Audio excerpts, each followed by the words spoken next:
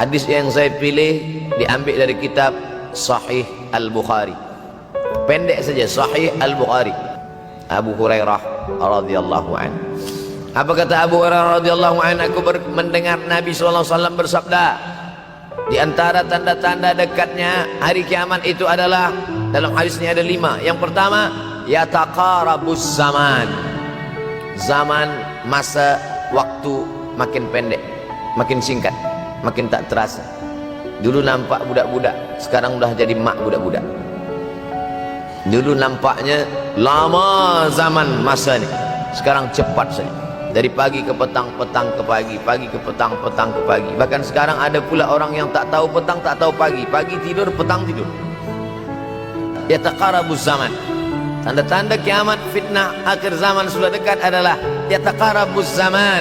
Kata Nabi SAW, waktu tak terasa. Tak terasa. Tak terasa dah engkau dah datang. Tak terasa waktu begitu cepat, engkau sudah datang saja nak menagih hutang. Orang berhutang ni pun rupanya tak terasa juga orang datang. Yang memberi pinjaman pula terasa lama betul. Apakah beza antara 5 minit dulu dengan 5 minit sekarang? Sama. Apakah beza antara 24 hours, 24 jam dulu dengan 24 jam zaman Nabi dengan 24 jam zaman sekarang? Sama. Tak ada beza. Mataharinya sama, bulannya sama, buminya sama. Yang berkeliling mengelilingi matahari sama. Apa yang membuat berbeza? Apa yang membuat zaman itu yataqarabuz zaman? Ada hal-hal yang membuat kita sibuk. Dulu tak ada google.com, dulu tak ada Facebook, dulu tak ada Twitter, dulu tak ada BBM, dulu tak ada Instagram. Sekarang waktu habis.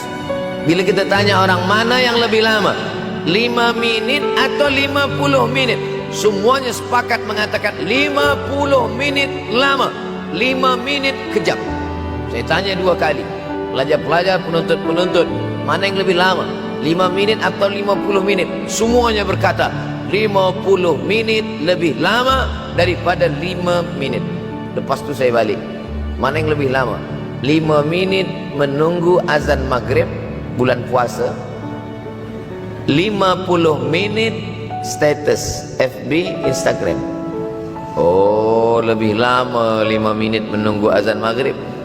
5 minit menunggu azan maghrib bulan puasa macam-macam mati jam. 50 menit hilang waktu tak terasa. Itu menunjukkan hadis Nabi itu, semakin saya baca hadis Nabi, makin kuat keyakinan saya, makin kuat iman saya, makin hilang keraguan saya bahwa yang berbicara ini bukan manusia biasa, tapi dia dapat wahyu dari Allah. Wa ma yantiqu anil hawa in huwa illa wahyun yuha, melainkan wahyu dari Allah Subhanahu wa taala. Yataqarabuz zaman.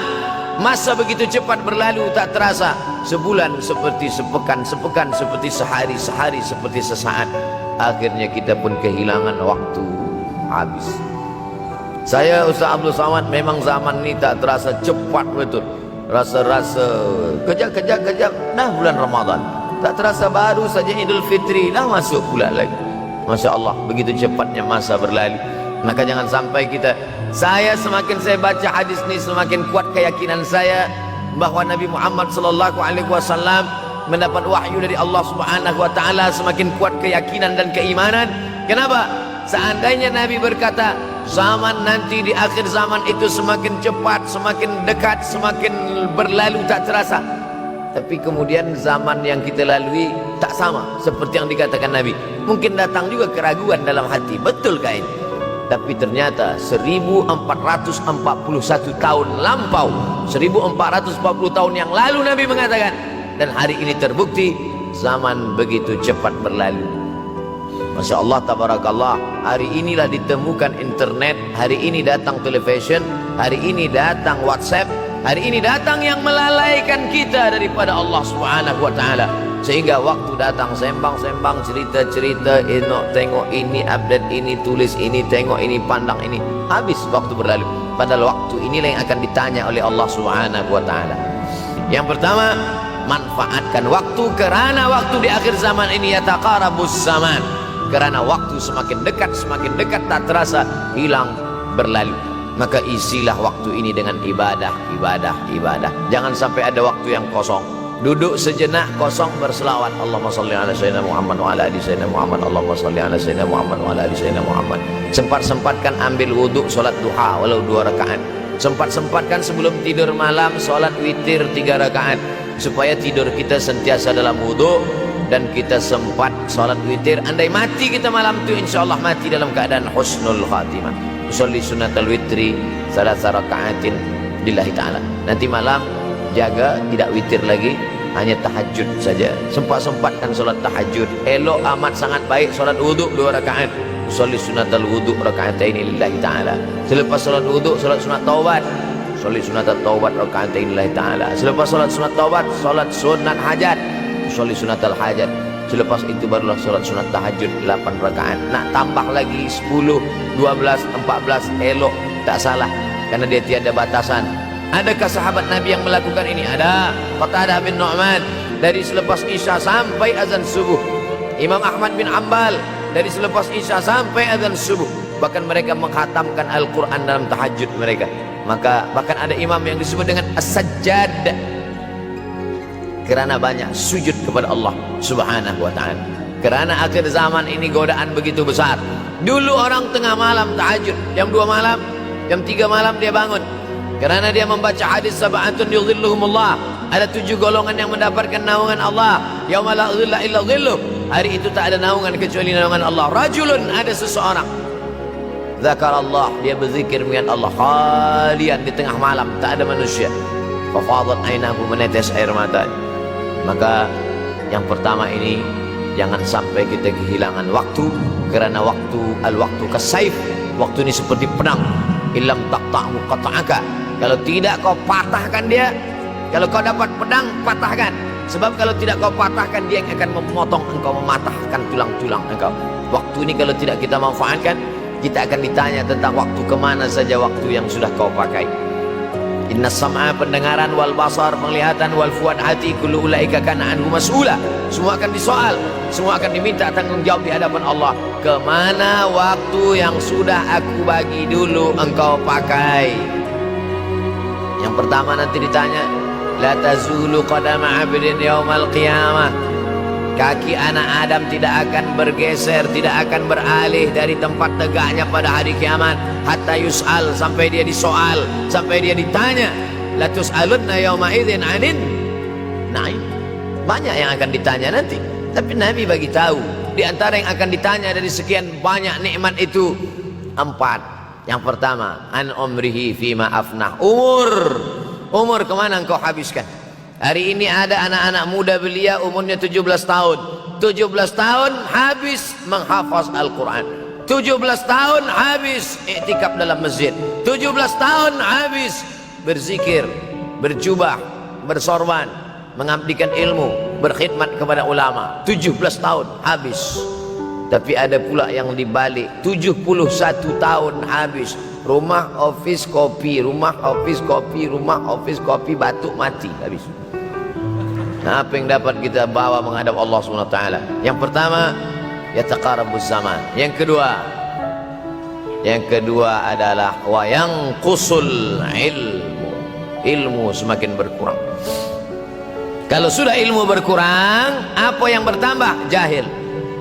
Kalau ilmu bertambah, jahil berkurang. Kalau ilmu berkurang, jahil bertambah. Mana ada orang jahil cakapnya didengar orang? Saya dulu awal-awal membaca hadis ini, wa yanqusul ilmu. Ilmu berkurang, jahil bertambah. Rasanya tak mungkin, tak logik, tak masuk akal. Mana ada orang tak berilmu cakap dia didengar? Sekarang baru saya faham. Dulu orang tak berilmu ditinggalkan orang. Sekarang orang tak berilmu, asal dia pandai berbicara, dia akan didengar orang. Bahkan orang jahil pula punya channel. Apa namanya? Jahil.com. Orang jahil punya channel. Banyak pula follower dia daripada follower kita. Banyak pula viewer dia daripada viewer kita. Sebab apa? Sebab yang menyaksikan tiada berilmu, yang berbicara tiada ilmu. Oleh sebab itu maka kita galakkan menuntut ilmu di majlis-majlis ilmu. Untuk apa Abdul Somad sudah berumur 43 tahun pun masih pergi juga lagi ke Sudan belajar? Apa yang nak dicari ini? Tak lain tak bukan Mudah-mudahan kita termasuk orang yang sampai akhir hidupnya mencari ilmu, insyaallah. Saya datang kemari bukan niat mengajarkan ilmu. Saya datang ke Malaysia tetap niatnya belajar mencari ilmu. Man salaka tariqan, siapa yang melangkahkan kaki melalui suatu jalan, yaltamisu fihi ilman, siapa yang melalui suatu jalan niatnya untuk mencari ilmu, sahalallahu lahu bihi tariqan ilal jannah, dimudahkan Allah jalannya menuju surga. Innallaha la yantazi'ul ilma intiza'an.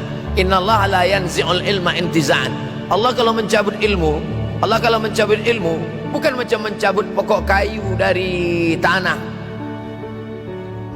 La yantazil ilmu intiza'an.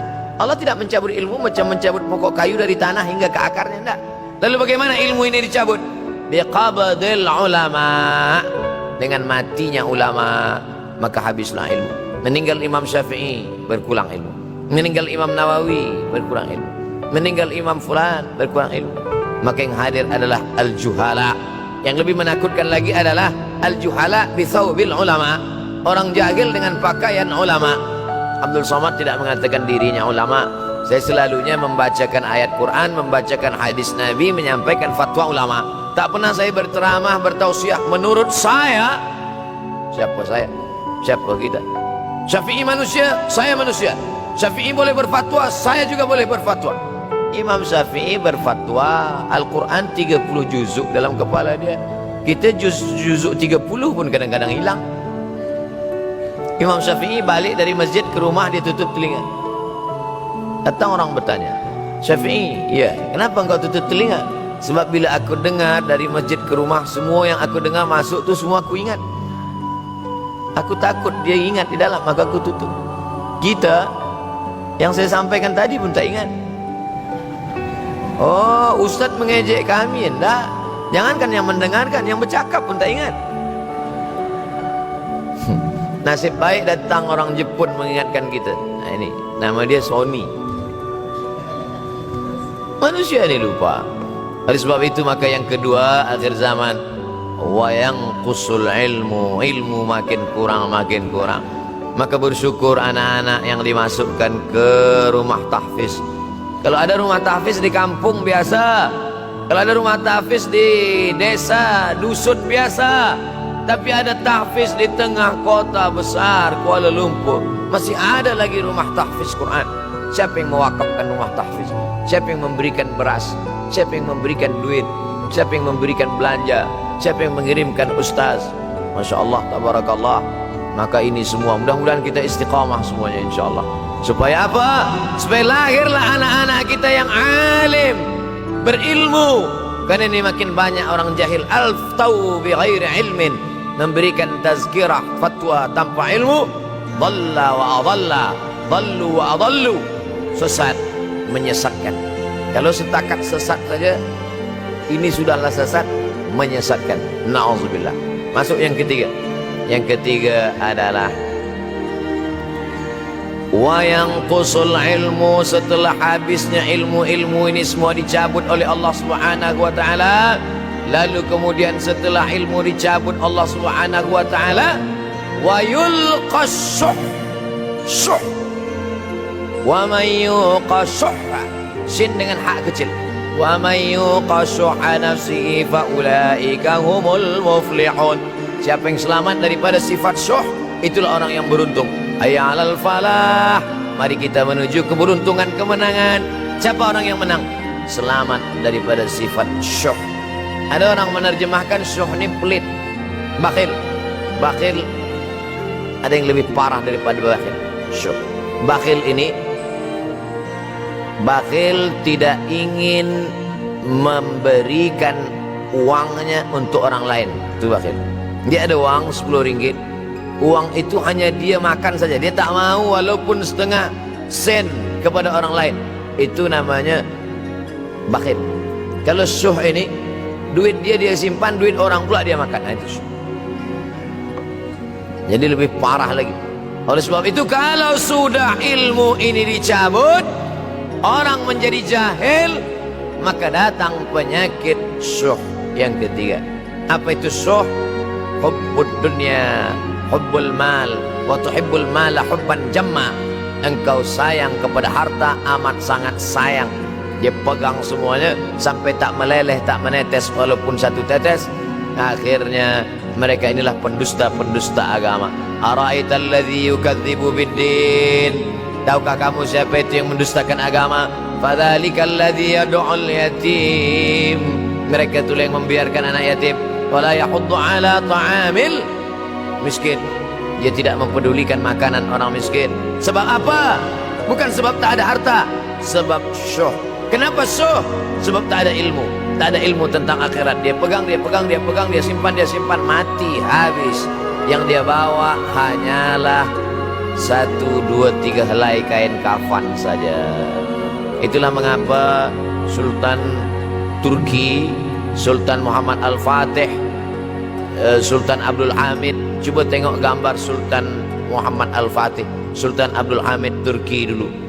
Sorban dia besar-besar. Saya dulu terkejut, lama saya tengok, kenapa sorban orang Turki ini besar-besar. Lama-lama saya baca, rupanya sorban orang Turki itu kain kafan. Tuan-tuan balik dari sini beli kain kafan 2 meter, ikatkan kepala, bawa sembahyang supaya ingat mati. Bolehkah menyiapkan kain kafan? Baca kitab Tambihul Mughtarrin, peringatan bagi orang-orang yang tertipu. Di situ ditunjukkan banyak ulama, bahkan mereka menggali tanah di dalam rumahnya. Malam-malam dia tahajud, selepas tahajud dia duduk di dalam tanah itu supaya terasa bagaimana rasanya mati. Gali tanah 2 meter, masuk ke dalam. Tapi kalau nak buat itu kita saja dengan Allah. Jangan pula, banyak juga orang sekarang udah gali tanah masuk ke dalam, streaming pula. Hai guys, nak rasakan mata, mana boleh terasa. Kita saja masuk ke dalam, rasakan macam mana rasa. Sebab kalau cakap saja, marilah kita ingat mati, takutlah kita pada mati, kita tak tahu bagaimana rasa mati. Kalau nak merasakan bagaimana rasa mati, nanti kalau ada orang mati meninggal dunia, masuk kita ke dalam, kita sambut jenazah, kita letakkan, kita duduk, rasakan. Ketika Fatimah meninggal, Fatimah emak Sayyidina Ali meninggal, Nabi masuk ke liang lahat. Masuk Nabi ke liang lahat, Nabi berdoa di dalam. Ketika Utsman bin Maz'un meninggal, Nabi masuk ke dalam, Nabi pegang jenazah Utsman bin Maz'un, meleleh air mata Nabi turun ke misai, turun ke janggutnya, turun menetes sampai ke bawah. Merasakan bagaimana rasanya di dalam. Dulu saya pernah berjumpa dengan seorang pemuda, telinga dia pakai anting subang. Lalu kemudian saya tengok banyak tato dia. Saya tanya, macam mana cerita awak bertaubat dulu? Mak saya meninggal, Ustaz Abdul Somad. Lepas tu saya tegak di tepi kubur. Macam ada yang menolak saya dari belakang, masuk saya ke dalam.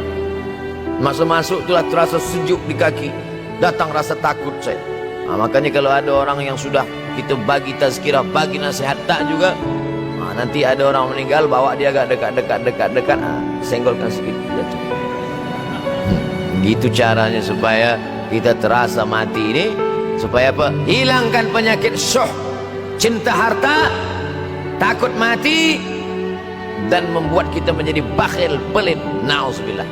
Yang keempat,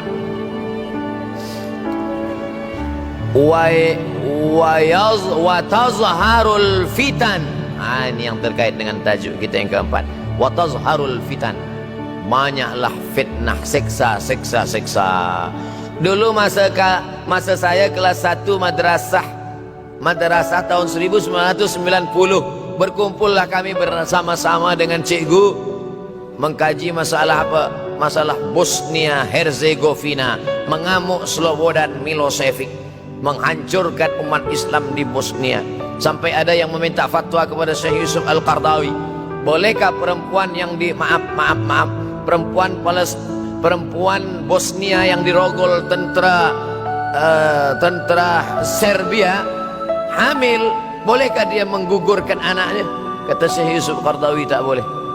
Maka dia biarkan saja anak itu lahir dan dia tidak dianggap berdosa karena ini sudah takdir Allah SWT. Bagaimana mereka dibunuh? Maka makin banyaklah selepas Bosnia datang pula yang terjadi di Rohingya, di Uighur. Umat Islam berkumpullah, presiden negeri Islam di Kuala Lumpur. Erdogan datang, berkumpul semuanya membahas bagaimana nak menolong Muslim Uighur. Rupanya umat Islam pun tak sanggup nak menolong. Apa yang boleh dilakukan di Uighur? Berdoalah umat Islam. Rupanya Allah kalau mau menolong mudah saja. Mudah saja Allah menolong. Tidak datang rudal skat, tidak datang tentera, tidak datang senjata, cukup datang corona, selesai. Allah Subhanahu wa taala, wa makaru wa makarallah. Mereka membuat tipu daya, Allah balas dengan tipu daya yang lain. Intan surullah, kalau kau tolong, ittaqu da'watal mazlum, takutlah kamu terhadap doa orang-orang yang teraniaya. Fa innahu laisa bainahu wa bainallahi hijab, karena di antara dia dengan Allah tak ada hijab sama sekali. Wa yakthurul wa tazharul fitan, banyaklah fitnah. Yang terakhir yang kelima, wa yakthurul haraj. Wa yakthurul haraj, banyak terjadi haraj, kata Nabi. Sahabat pun bertanya, ya Rasulullah, wa mal haraj, apa haraj itu ya Rasulullah? Kata Nabi SAW, al haraj al qatlu, nanti di akhir zaman itu akan banyak pembunuhan. Dulu pun banyak juga pembunuhan, tapi tak banyak sekarang. Pembunuhan di Palestina sampai sekarang tak berakhir. Pembunuhan Rohingya tak berakhir. Pembunuhan di Uighur, pembunuhan. Dulu imam-imam masjid, imam salat tarawih dulu di Masjidil Haram, Allahumma ansuril Islam wal muslimina fi Palestin. Dulu satu, selepas itu bertambah, Allahumma ansuril Islam wal muslimina fi Palestin wa Suriah. Selepas itu bertambah lagi, Allahumma ansuril Islam wal muslimina fi Palestin wa Suriah wal Yaman. Selepas itu bertambah wa Uighur, wa akhirnya wa fi kulli makan. Semakin bertambah. Oleh sebab itu maka ini di antara fitnah akhir zaman. Man lam yahtam bi amril muslimin falaysa minhum. Selepas kita kaji hadis ini, apa tujuan kita? Tujuan kita semakin menguatkan keyakinan, banyak-banyak beribadah, nasihatkan anak menantu, sahabat, jiran, tetangga supaya semakin istiqamah menjalankan syariat, rajin-rajin sholat berjamaah, banyak-banyak berzikir, hatamkan Al-Quran, banyak-banyak berinfak, banyak-banyak bersedekah. Andai mati kita, insya Allah mati dalam keadaan husnul khatimah.